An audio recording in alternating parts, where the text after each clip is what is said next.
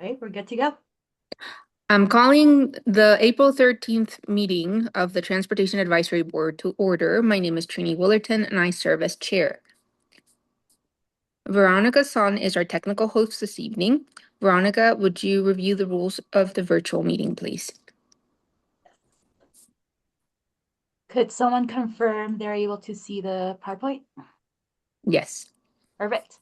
Thank you for joining the Transportation Advisory Board meeting. To strike a balance between meaningful, transparent engagement and online security, the following rules will be applied. This meeting has been called to conduct the business of the City of Boulder. Activities that disrupt, delay, or otherwise interfere with the meetings are prohibited. The time for speaking is limited to 3 minutes.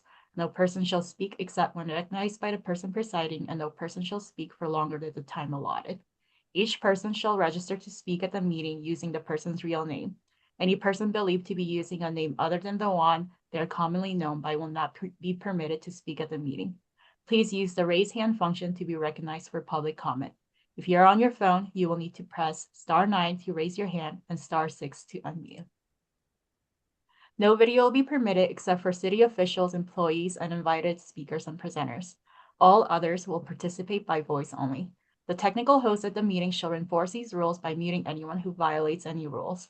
The Q&A function is enabled. It will be used for individuals to communicate with the host. It should be used for technical and online platform-related questions only. If an attendee attempts to use Q&A for any other reason than seeking assistance from the host, the city reserves the right to disable the individual's access to the chat.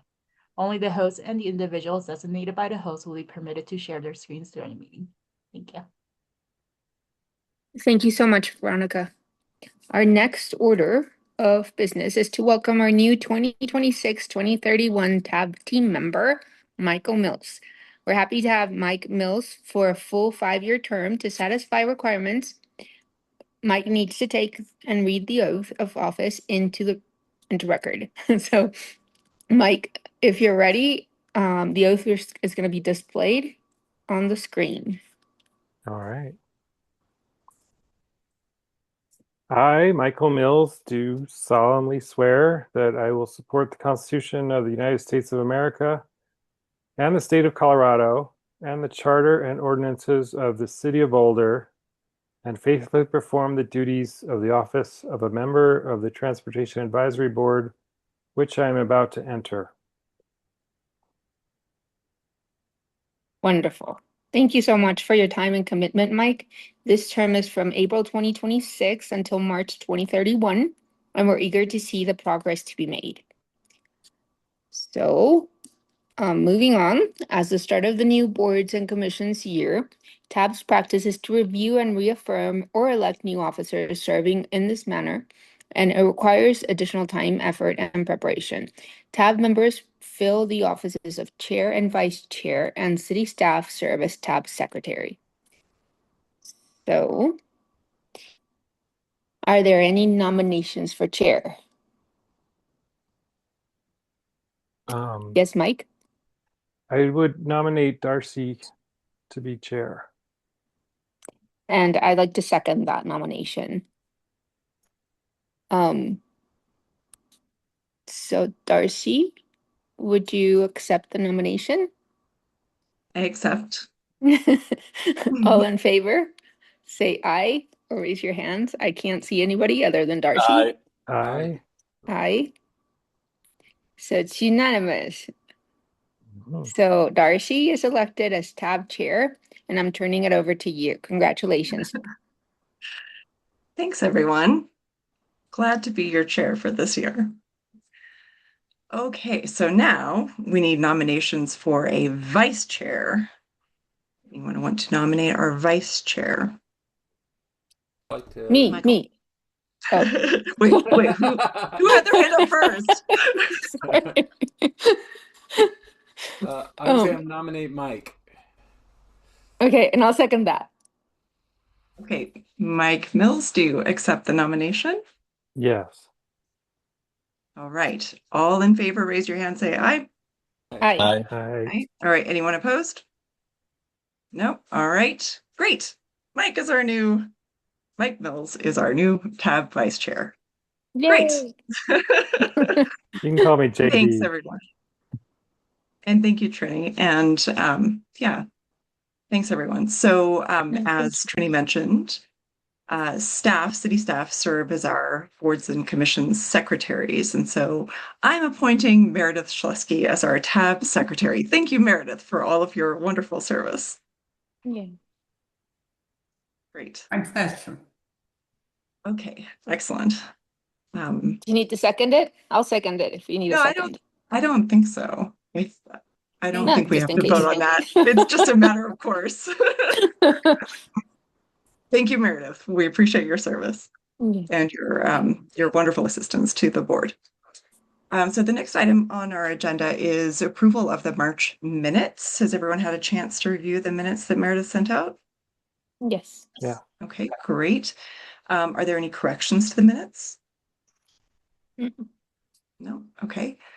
Hearing none, is there a motion to approve? I move to approve. Okay, is there a second? Second. Okay, we'll say or none. All in favor, raise your hand, say aye. Aye. Aye. Aye. All right, anyone opposed? No, great, motion passes unanimously. Thank you very much, appreciate it. Okay, now on to public comment. We welcome your comments on anything pertaining to transportation and mobility in the city of Boulder. Please use the raise hand function on your screen to be recognized and state your full name. You'll have 3 minutes to speak. Veronica, do we have anyone wishing to speak this evening? As of right now, we don't have anyone raising their hand. Okay. All right, great. Well, we're 10 minutes into the meeting, so I think we should probably, if there's not anyone waiting to speak right now, let's go ahead and move forward. Okay, so we'll move into, since we don't have any formal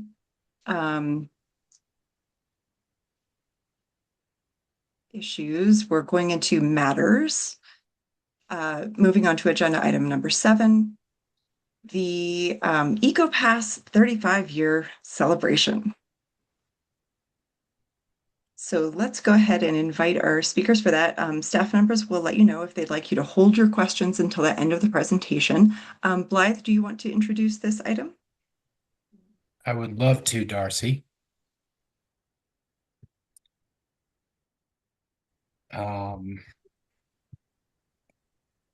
Thank you for your patience. Hello, TAB members. This is a program that I am particularly joyful about, given that I've been here for a short period of time, and it's one of the things that I use a lot. We're going to be sharing today about the RTD EcoPass. We're here to recognize and celebrate this transit access program that began as a small pilot program in Boulder.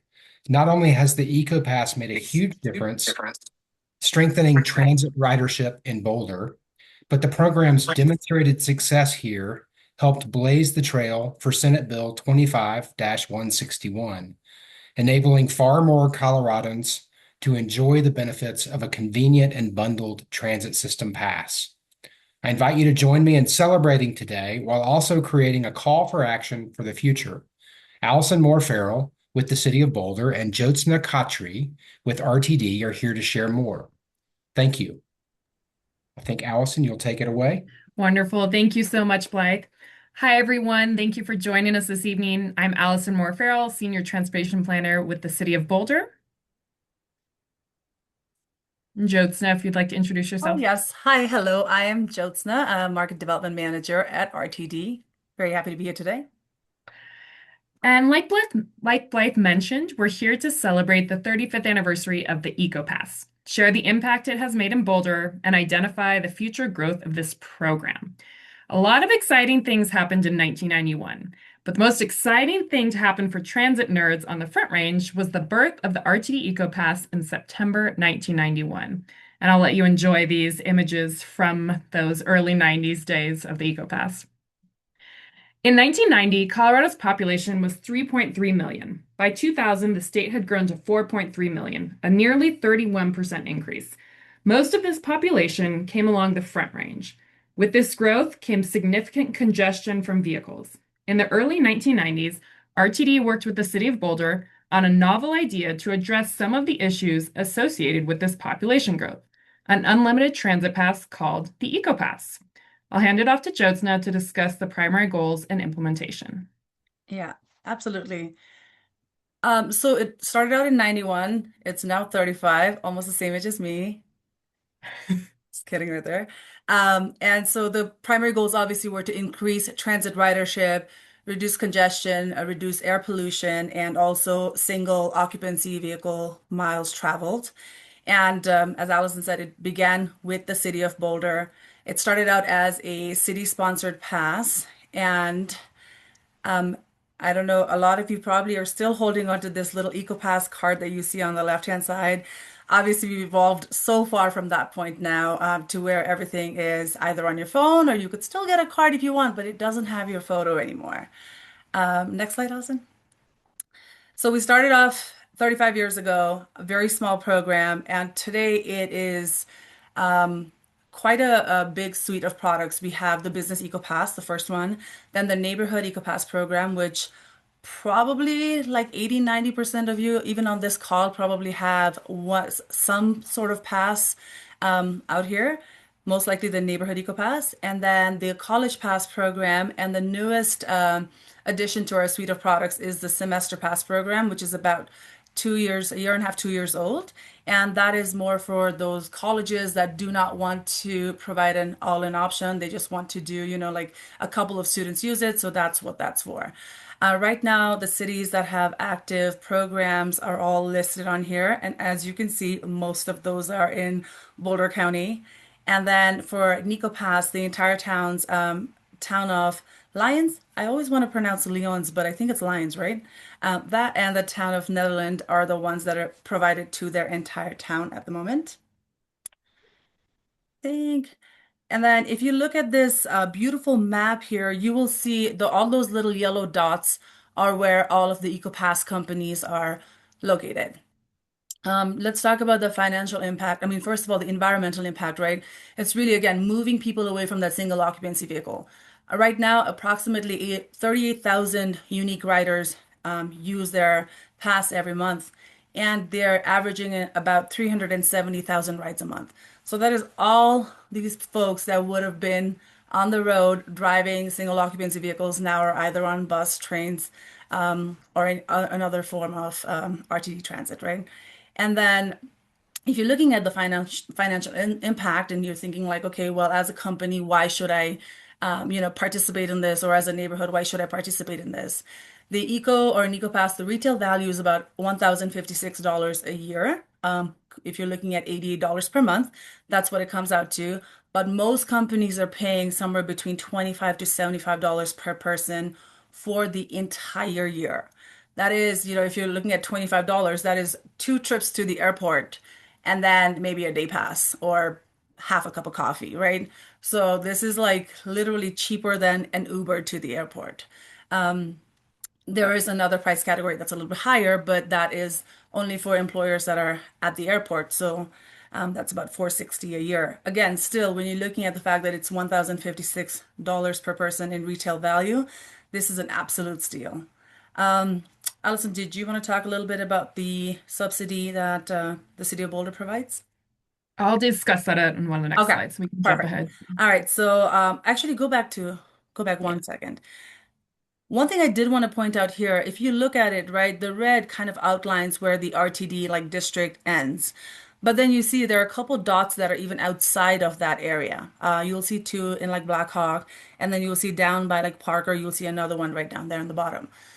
The reason I'm pointing these out to you is because like even these companies that are not within the RTD district, they're seeing the value of what the EcoPass provides. I specifically had this conversation with the casinos at Blackhawk, and they were, I told them, like, guys, you're outside of our district. We don't provide service there. They're like, we understand that. However, our employees are living in Aurora. So we provide a bus shuttle that goes from Aurora to the casino, but they need a way to get to the bus in Aurora. Not only that, we also want them to have a good quality of life while they're there. I guess they get a lot of workers that come in and work for short periods of time, 9 months to a year. So while they're here, obviously they're not going to buy a car, good thing, right? And so they really want them to have that quality of life to be able to enjoy all that the Front Range has to offer. So I thought that was interesting. And again, it's nice to see it like spreading to areas that you wouldn't think. All right, next slide. So right here is again a more zoomed in version of what we just looked at. As you can see, most of the EcoPass companies right now are kind of focused in those, central like business districts. But again, even in this one, right, there are some that are kind of far away. I'm hoping that the next time we have this conversation, maybe a year from now, with all the work that Darcy, her team, and other TMAs are doing around, this map will look very different. And, maybe we'll put it in green to be like, these are all the new ones, and look at how exciting this is, right? So yeah, so this is a zoomed in map of that. Next, please. All right, so now looking at some stats, because I know all of you love numbers. So in 1991, when we started our region wide, we had 47 companies. We were proud of it back then, and now we're still proud of what we're doing today, right? When we ended the year in 2025, we had 588 companies.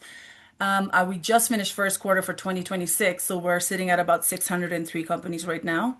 And then in 91, we had $261,000 in revenue from this. We ended 2025 with 7 million in revenue, and then almost 4,000 employees in 91 and 130,000 in 2025. Right now for 2026, we're sitting at 10.5 million in revenue compared to 7 million. So already, like we're doing better, we're growing. Again, even compared to 25 to 26, from 588 to 603. So we're really optimistic for the growth. And again, I think a lot of this has to do with some of that visibility that's coming from that Senate Bill 161, as well as the partnership, the very strong partnership we have with our TMAs, which I'll talk about a little bit later. And then if you look at the chart, wait, go back one more time. And the chart below shows you the EcoPass taps, right, versus total boardings.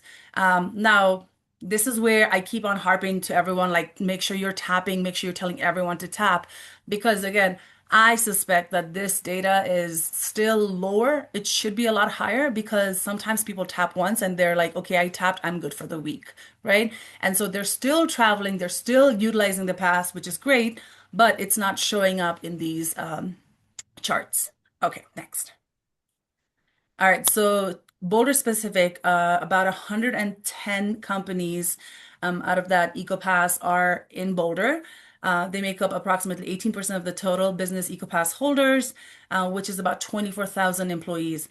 I think actually there might be a larger number of employees who have access, but those are about who are using it quite often. Allison, correct me if I'm wrong. I don't think so, but Yeah, I think that's, yeah. okay.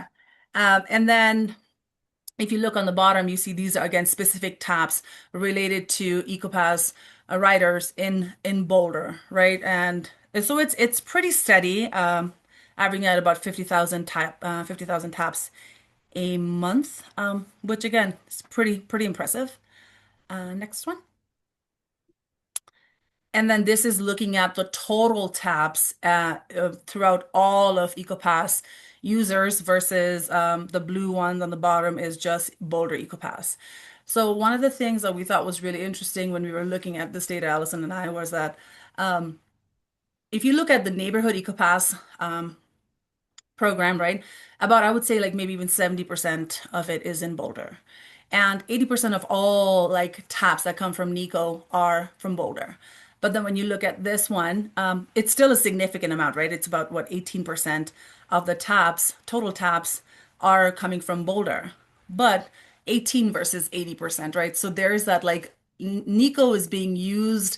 It's worked flawlessly, and I'm sure Allison, you're going to talk about that next as to why it's been so successful. So when we look at opportunities for growth and where we can make this program more successful, what the next 35 years look like, really, we have a lot of opportunity here to be able to like really grow this. Again, 18-20% is not nothing to like laugh at or cough at, right? It's still a significant amount. But again, when you're looking at growth, NECO, Boulder's got like Nico completely wrapped around. But then here is where we're like, okay, now we see this, looking at this, we'll make more of an effort to try to, increase either participation with businesses, or the businesses that already participate have their employees ride more. I think that's Can all I you have. just clarify that blue The is blue just tab? the neighborhood or it includes No, businesses? this is just the EcoPass tab. So This is the just for the business eco pass. businesses. Okay. So business EcoPass. So it's Boulder versus the whole district. Yes. Okay. Any other questions? Oh, we're taking questions at the end. Sorry. Okay, go ahead, That's Allison. okay. All right, awesome. Thanks so much, Jyotsna. So I'm here to speak a little bit more about the neighborhood EcoPass, Mike, so I'm glad you brought that up. So two pivotal actions allowed Boulder's access to transit to thrive in the 1990s. First, the city of Boulder created the Community Transit Network. These are the named buses we all know and love today that create high-frequency, well-branded routes like the Hop, Skip, Jump, Dash, Bound, and Bolt. I think I got all the active ones there. The Hop began service in 1994, a few years after the experimental EcoPass debuted. So the combination of this high-frequency transit network and convenient transit access through the EcoPass allowed Boulderites to access transit more easily and reduce dependency on SOVs. Soon after, CU students actually voted to create a college pass using their student fees. Next, Lafayette began a pilot program for a neighborhood EcoPass, which was then offered district-wide in 1997. So these three programs increased access for community members. In 2003, over 60,000 Boulder community members had access to transit through one of these three EcoPasses, and by 2017, that number was over 80,000. Through our Boulder Valley employee survey and resident surveys, we found that people who have EcoPasses are more likely to take transit for a work trip and for non-work trips. And interestingly, those with EcoPasses also walked or biked more for both work and non-work trips. So again, it's really incredible to note the wide-ranging impacts of the access to an EcoPass even outside of transit. Today, over 12,700 households are eligible for a neighborhood EcoPass. So that means they are within a neighborhood that has an active program, and you'll see the map here on your left. This is also on our city website. And those folks in those neighborhoods are eligible to be part of the program, and any neighborhood can start a program in the RTD region. Boulder currently has over 50 neighborhood EcoPass programs, far more than any other community in the RTD region. Part of this success lies in the financial and programmatic support that the City of Boulder provides. We provide financial subsidies for neighborhoods and businesses, and we provide staff support to help programs start. So we've explained how the EcoPass came to be and the impact it's had in Boulder. So what's next, and why are we sharing about this right now? Well, our region is growing again. Currently, Colorado has approximately 6 million people. By 2040, the state is expected to have 7.8 million people. Again, most folks live along the Front Range. So once again, we're facing increased congestion and vehicle miles traveled. And we now have a proven tool in the EcoPass to get people out of single occupancy vehicles and on transit. In addition, we're seeing bills at the state level that are supporting more development around transit. Region-wide, these land use changes will support more transit access. In Boulder, we've been working on development near transit for many years. All the steps we've put in place over the past few decades set us up well for a unique Senate bill passed last year, SB 25161, that will allow more people in Boulder to gain access to an EcoPass. I'll hand it back to Jyotsna to discuss how RTD and partners like BCTC will be administering outreach for neighborhood EcoPass programs to increase access for Boulderites. Yeah, so it's we are doing a lot for the neighborhood EcoPass, but again, like I said, in Boulder specifically, right, the neighborhood EcoPass is already so successful. So we're looking at both the neighborhood EcoPass as well as EcoPass and other pass programs as well. So some of the things that the Senate Bill 25161 asked us to do was to create a more comprehensive outreach program, to be proactive, to provide quotes, very openly and make the administration simple, and to really work with the TMAs. And so taking all of those points into consideration, we did create like new marketing and communications strategy. We're looking at all like earned media, paid media, all of that, right? So we are a little bit limited by budget constraints at the moment. But again, this partnership that we have with all of our TMOs and TMAs, that really has elevated what we are able to do. And Darcy, I don't want to steal your thunder, but Darcy just submitted her first Q1 reports, and even in that, like they've reached out to over 50 employers in this last quarter. You know, again, on our end, we have a team of two market development consultants plus me who's doing this outreach. So for us to be able to reach out to 50 in, you know, a matter of 90 days, we could, but then we wouldn't be able to do anything else, right? And so just again, and then Darcy is one of, I think, what, 7 or 8 different TMAs that we have in the region. So if everyone is having that same type of impact, I'm pretty like confident that we're gonna see these numbers soar like to, you know, I'm hoping like 800-900 is what we're gonna be saying. So anyways, we've created two markets instead of being reactive with a lot of our outreach, with a lot of our communications. We're being very proactive with that. And now that there are like, you know, actual area managers, they're also getting a good level of service where again, we're not just reaching out when people reach out to us, but we're making sure that we're doing that ahead of time. All of Yeah, our, just yeah, sorry, go ahead. I was gonna say all of our, did you have a question? No, I was just gonna add on. Yeah, go ahead. Go ahead, add on. Oh, I was just gonna say I love the new suite of tools you all have put together, but I think one of my favorite things is the calculator for both the NecoPass and the BecoPass. It's just such a great way for folks to be able to go on your website, kind of plug it in, see, you know, kind of estimate before kind of digging in really deep. So it's Right. really a convenient tool. Yeah, and again, even those I can see the stats on the back end, so I can see Darcy like plugging away at that tool all the time, right? But anyone can go on there, right? If you're curious, you're like, hey, my company does not provide EcoPass, but I really want them to. So you can just go into our website, put in a couple pieces of information to the best of your knowledge, right? And then submit it.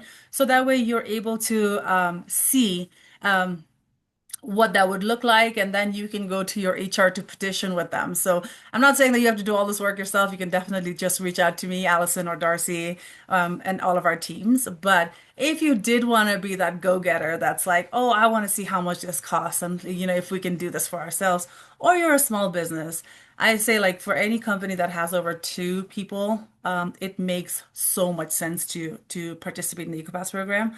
And then we've also put in the neighborhood EcoPass self-survey tool. It's on the NECO webpage on our website. And so there are 2 options available on there. If you want to administer this survey to your residents, you can do that on your own by downloading the file there. Or if you want us to administer it for you, we can actually work with you because we also have a link on there. That way you can look at it. You can decide when you want to administer the survey, and we'll give you the results that we collect from there. So it just makes it a little bit easier to do that.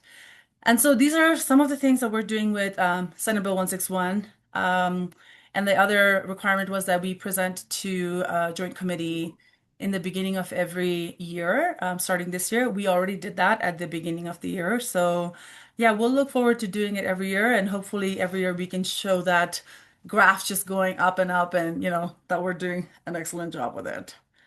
And Darcy, did you want to add anything to this part? Because I know you guys are doing a ton of outreach with these Oh, things. thank you. Well, thanks for the recognition, Jyotsna. So Boulder Chamber Transportation Connections, of course, is one of, as you mentioned, 8 transportation management organizations in the DRCOG region. And I want to really give the credit to my staff, my outreach staff, who are amazing. So Elena Erb and Will Shepard are doing incredible work.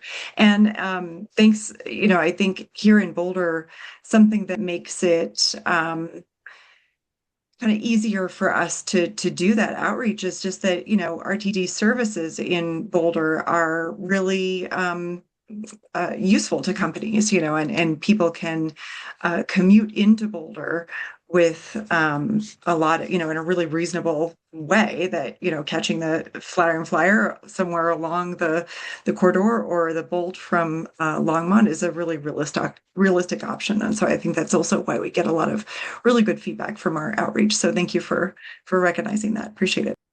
Of course. Okay, I think we're done with this slide. Allison, next one. All right, great, thanks. Back. So wrapping up with a few action items for our community. Employers still have the opportunity to access the state's alternative transportation options credit when you purchase eco-passes for your employees, which is a 50% credit in most cases. Property managers can work with RTD and BCTC and other TMOs to connect with residents about the benefits of the neighborhood eco-pass could offer them. And TAB members can continue to raise awareness of these programs. So in Boulder, like Justin mentioned, we really appreciate BCTC's efforts on this front. And I'm sure Darcy and her team can provide more details as well. So thank you so much. And with that, we'll wrap up and are happy to answer any questions or dig in deeper. Yeah, wonderful. Thank you both so much. It's really something to celebrate. I mean, EcoPass and its success in Boulder. So thank you for your wonderful presentation. I think, Michael, you had your hand up first. Yeah, sure. I was wondering, I've just poking around on Boulder's website, looking for materials about how to participate in the Neighborhood EcoPass program if you're a Spanish speaker. Like I didn't see, and so I'm wondering if that's part of the vision. And I'm also thinking too about, this move towards improved bus service to some of the sort of outlying cities, right? The bus rapid transit, and what mechanisms we would have to stimulate neighborhood EcoPass programs in the areas adjacent to those routes where we might get high levels of participation. Yeah, that's a great question. I can go ahead and start with that, Michael. So we do have bilingual staff. So when there is, requests for that, we can go ahead and connect them with city staff. And then I'll of course also connect them with RTD because the contracts are between RTD and the neighborhoods. The city, we're here as a support and to make connections and those subsidies and staff support. But we do have those resources. I'll also share, we actually work with Boulder Housing Partners for neighborhood EcoPass programs. Right now, there's over 15 BHP sites that have neighborhood EcoPass programs. And I'll share with you, I work with someone over at BHP, and we're always trying to find ways to have more BHP communities. And even if there's a way we could have all BHP communities. So it's a start there, and it's a conversation that we continue to have. But there is a lot of connections there, which is really helpful. Yeah, it is a great question, Mike. And I'll just Michael, before I let you speak, Mike, I just wanted to say I'm super proud to report that as of today, I have hired a Spanish-speaking person to do our EcoPass outreach kind of writ large, for the city, and also on our the grant that we received to do EcoPass outreach in accordance with Senate Bill 161 specifically. So we will have a Spanish speaker on staff starting in May, which is so exciting. Okay, Mike, go for it. Yeah, some of us did see this presentation at BTC a couple of weeks ago or something, and just wanted to give credit to Chuck Brock for asking a good question that about the neighborhood EcoPass and how it works and why we can't just allow everyone in the city to get a neighborhood EcoPass, which I believe requires you to contribute voluntarily to get one. And I think your answer was about the requiring some administration, somebody in the neighborhood to administer it, that would, if you open it up to the whole city, that would require the city to do that task, I guess. And I noticed early in your presentation, you said the cities of Lyons and Erie do this. Is my understanding correct? Yeah, Mike, I'll start with that, and then I might hand it off to Jyotsna. So there's a couple pieces to that. There's and this is a question that's brought up often. I'll share about can we have a citywide EcoPass for the city of Boulder? And in 2014, the city of Boulder and Boulder County actually did a study on this. I'm happy to send you the study there. It's also on our city webpage. And there were a number of blockades there that were identified. A piece of it is the administration. So each neighborhood does require a volunteer coordinator. So that is kind of a tricky piece of the Neighborhood EcoPass program. At multifamily developments, it's oftentimes the property management, which does streamline it a bit, or if it's the HOA, that does streamline it a bit. But if it is a neighborhood that doesn't have an HOA or multifamily or property management, then it does require a volunteer. So there is that administrative piece in terms of kind of processing the passes. I think the largest piece that was identified in that study was the lack of a funding mechanism. So there was not an identified funding mechanism that would be able to pay for all of the EcoPasses for the community. There were some different suggestions that were brought up in the study, but it was not brought further. I don't know, Jyotsna, if you have any more information from RTD on any potential there, or in terms of the administration of Lions or Nederland. Actually, I think you hit it on the head though with the part about the funding being the biggest hurdle that needs to be, crossed because as far as administration goes, if we're putting everybody on one, right, you could potentially have city staff or somebody else administer it, and also RTD, our staff also does help with administration if it came to it, but really being able to fund it for the entire city, I think, is the part that once you're able to get beyond that, I think we can look at the administration, right? More of like how we're going to do this administratively. I guess I'm not understanding the funding because neighborhoods can do this where the funding is all just from the people who buy them, right? Correct. So it's not some external funding. No, but what I'm saying is like, so if you're going to do a citywide pass, right? So then that would have to be like basically RTD would get one check from the city. So how are you guys? That would be like, No, well, I meant it would be more like a neighborhood EcoPass where everyone would pay for it. every That single neighborhood would pay for it, but then or yeah. maybe I'm not understanding how the neighborhood works. The neighborhood means that everyone in the neighborhood is. Yeah, so basically, to be a part of a neighborhood EcoPass program, you have to either be represented by like a HOA or something of that sort. And if not, let's say you and 30 of your neighbors that are on the same street decide that you want to create your own little neighborhood, right? And you want that to be represented. So in that case, you'll get every single house contiguous on that block that has to have like defined parameters. You will say, okay, from A street to B street, all of the houses in the middle, 40 houses, there are 40 houses in the middle, all 40 of us are going to participate in this. And then at that point, Allison or somebody from the city will sign this on your behalf and make like a neighborhood. But it's your job, whoever, one of you there, to collect the money from the neighborhood and get that check together and then send RTD one check for that neighborhood. So I would write out a contract. Somebody from the neighborhood would sign it, and then like the city basically guarantees that. So I guess the question is why do they have to be contiguous and not just allow anyone in the city to join? Because programs have to have parameters, otherwise there's no point. The reason we're able to, okay, so it's $125 per household per year with a $4,000 contract minimum. And so when these programs were created, these were the parameters that were put around it. For the neighborhoods, they would have to be contiguous. They would have to be that minimum $4,000. It used to be $7,000. It's dropped down to $4,000. And all of the households have to participate in it. And that's why you're able to keep that price at that 125 for the first 2 years. And then after that, make it utilization based. Now, if people decided not to participate in it or they didn't want to pay into it, which happens quite often, you are still responsible for all of it.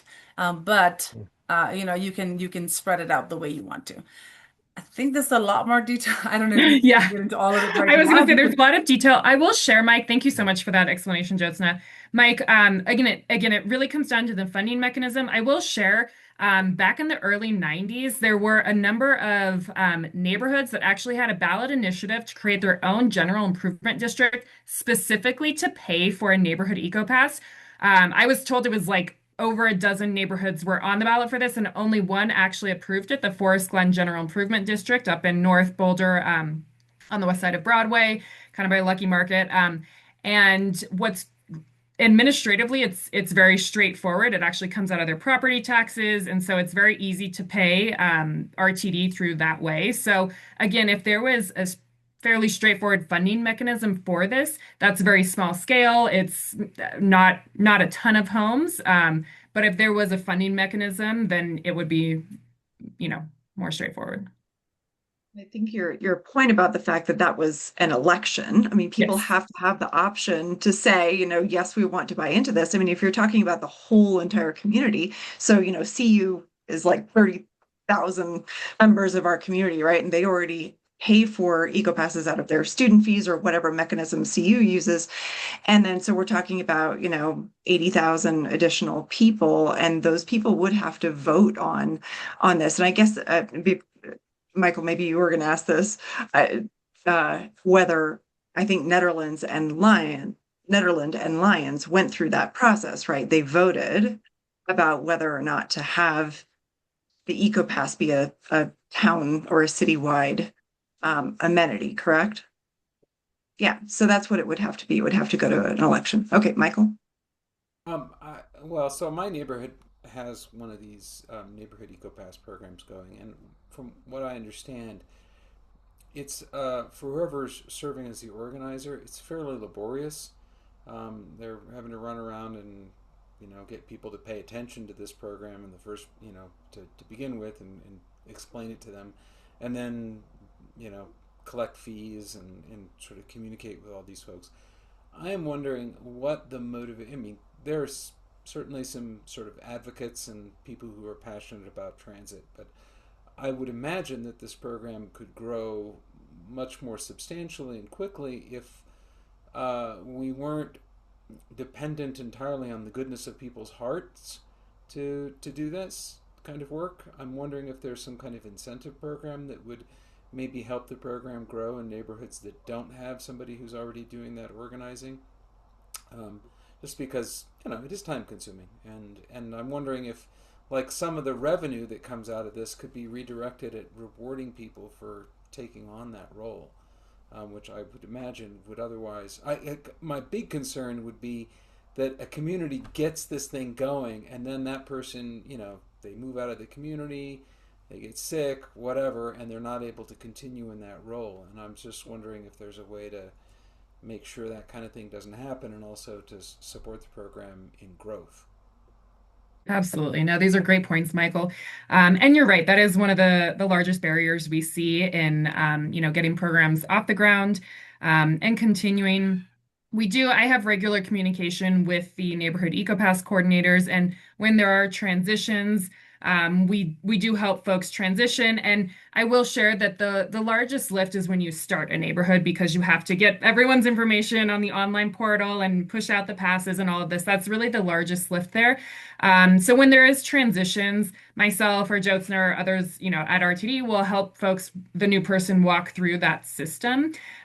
We also at the city have set up two different ways for folks to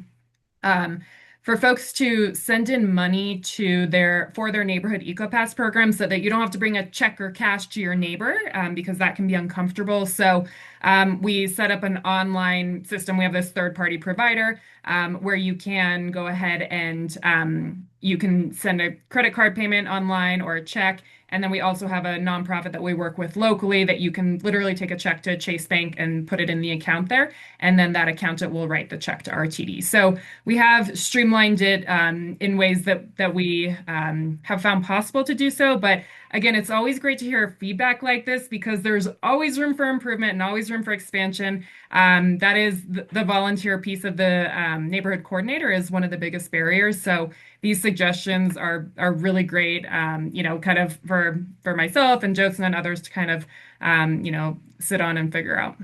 And if I All may of this, add to, sorry, if I may add to that really quickly, one thing I didn't know that Allison and team already does also is if they wanted to, if there was a coordinator that wanted to send out like mass mail to all of their residents, they can do that. And Allison's team pays for the postage or the printing or whatever it is to be able to do that. So I think, Michael, it might also be not just that like it's difficult for them to do it, but I think it's difficult for them to do it because they don't know what resources might be available to them or they haven't asked, right? So there is definitely, and we do a yearly meeting with all of the EcoPass coordinators as well. Where we sit down, we'll tell them like, okay, these are the things that are available, these are the things that are changing. What feedback do you have and how can we help? So there are some things, definitely, like I said, more feedback is always great, but there are things that are there that they may just not know Well, about. I'll tell you where my question is coming from, right? Boulder is, we all know, a relatively affluent community, both in terms of, financial resources, but also time. And so this is a community where I think it's, it's not that hard to find somebody who's willing to take on some, voluntary administrative role to set one of these things up and to manage it or keep it active over time. But I think less affluent parts of our community, the folks in those communities or sub communities may be less time affluent, and yet they are the folks who might benefit most from having a neighborhood EcoPass program in place. And so that's why I was saying, well, is there some mechanism we can use to kind of help them find the time to manage one of these programs for their community? And I'm not just thinking about Boulder. I'm thinking about all these communities strewn along, Arapahoe and the Longmont. These are the communities that if we don't get them to get on, get an EcoPass and get on those buses, we are going to be dealing with some, ever worsening congestion. So that's why I was kind of thinking strategically about how we get those communities plugged into this program in a way that they maybe aren't already. So anyway, that's my question. I don't need to say any more. Thanks. Yeah. well, and Michael, that was part of the purpose of Senate Bill 161. Written into the bill is the requirement that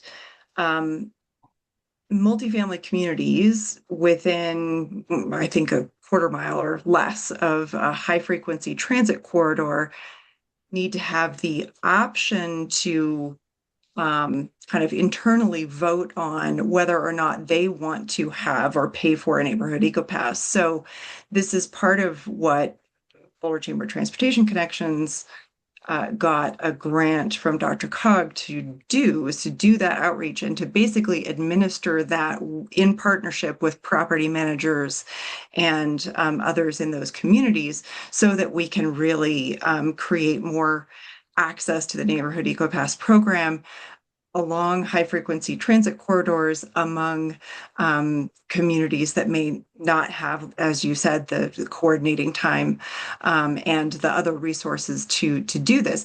And kudos to RTD also for getting that survey up. I think it's bilingual, correct? You have it in English and Spanish? Yeah, that's great. So the community members in any community that has 50 or more units, including mobile home communities, can vote using this survey that RTD has created. And if a majority of the members of that community say yes, then the property management has to provide it. And they can, pay for that however they choose to do so by adding it to rent or however they want to do it. So that's part of what it's getting started. This is a new effort, and we're all figuring it out. But really excited to see that have a broader reach beyond Boulder. And Darcy, I'm not sure if the survey that's available currently on the website is in Spanish or not. If it's Spanish, not, okay. I'm happy to give it to you. Yeah. And also, we are happy to also translate everything that's on our website or any of the materials that we have in any of the safe harbor languages that we have available. I think it's about 9 languages. So if you have a need for something further, please do let us know. Yeah, excellent. Thank you. Well, and also thanks to your staff who provide those resources as well. So it's always easy to find someone to speak to in whatever language is needed. So thank you very much. Great. Any more comments, questions? This has been a really good conversation. Thanks to you both, Allison and Jyotsna. It's really exciting to see this work. And I think, continuing to work together to provide greater access to the neighborhood EcoPass and the business EcoPass, and create more frequency of service, and all the pieces are coming together. So thank you so much for all of that. Absolutely. Thanks so much. Yeah, great to see you both. Appreciate your presentation. Okay, if there's nothing else for Allison and Jyotsna, we'll move on to matters from the board. I just wanted to take a moment. I didn't do this at the beginning of the meeting, but I'd like us to just take a moment to recognize another death in our community through traffic violence. And this person was a well-known person. On Thursday, April 2nd, Tim Wolcott, 76 years old. He was killed in a crash in the Boulder Canyon. And there were only 2 drivers involved, and Tim was killed. And he was a driver for the HOP. And so this was someone who was well known by everyone at Via Mobility Services and the community. And I just wanted to take a moment to recognize Tim Wolcott and the ongoing tragedies presented to our community by crashes. And so thank you. Are there other comments for matters from the board?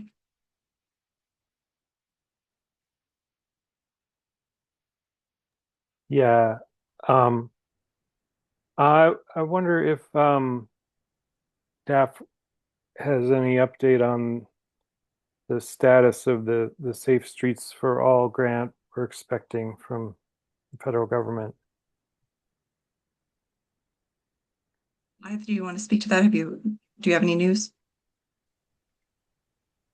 Not to report at this time. I think how about I pull together some things and share out with the group after the meeting. Okay, great.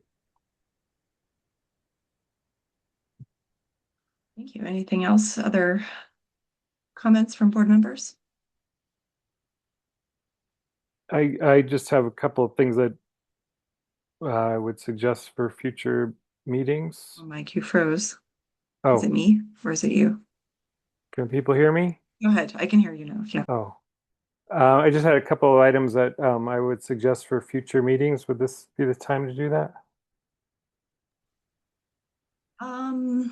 Meredith, I think we do have future agenda topics listed in the agenda, but if you have things you'd like to see added to the agenda, why don't you go ahead and speak about those now? Yeah, I think I want to check in on progress in the city on signal policy, and also a discussion at some point about policies for, I would say, reducing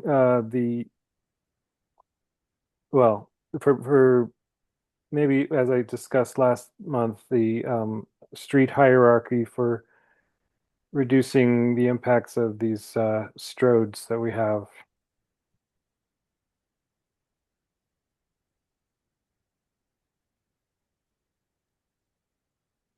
Mike, I'm sorry. That was for me. This is just suggestions, yeah, for discussion in future meetings. Ah, okay. Thank you. Mhm, mhm. Well, and Mike, I think we can also address that in the context of projects that are brought to us and looking at how the street hierarchy is being discussed in terms of specific projects. Do you have another way that you wanted to see that addressed?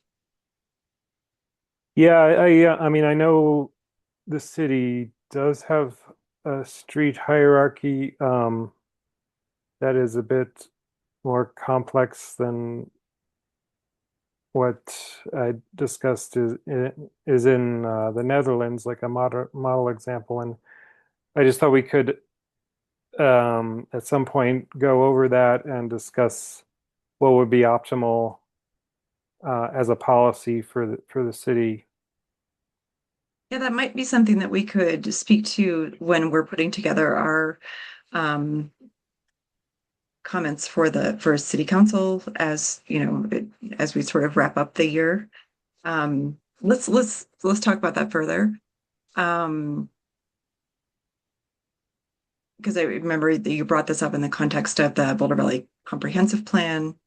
And, you know, as we look at how the Transportation and Mobility Department is approaching its plan within the city, we can start to ask those questions because I'm sure that will come to us at some point this year. Blythe, is that plan that kind of the right word is escaping me. It's no longer a transportation master plan, but now it is part of the city's what plan?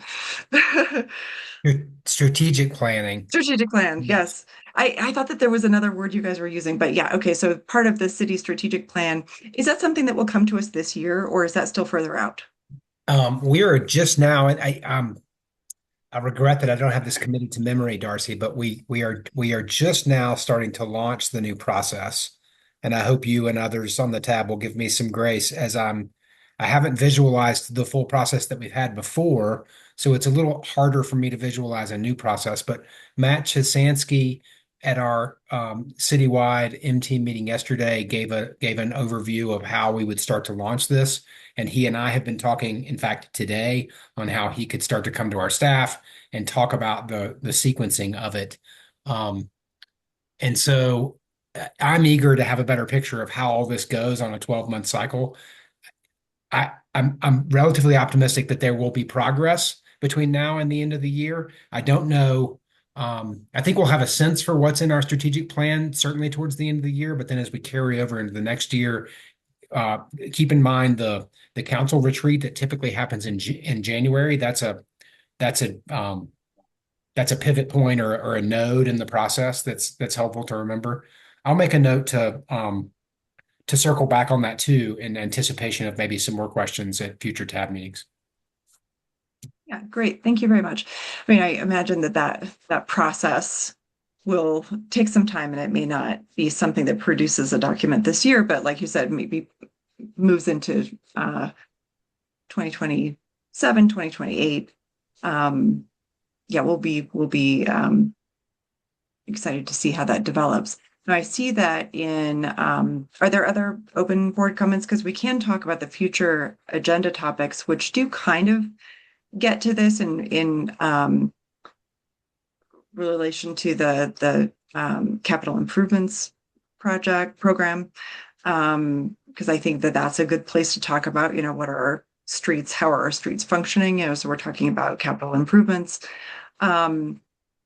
The other thing I was going to just mention is, you know, the council did prioritize bike safety in terms of reducing bike theft and creating a safer environment to ride bikes in town. So I guess if there is room for an update about how the city is addressing that priority, I think we'd be very interested to hear about that.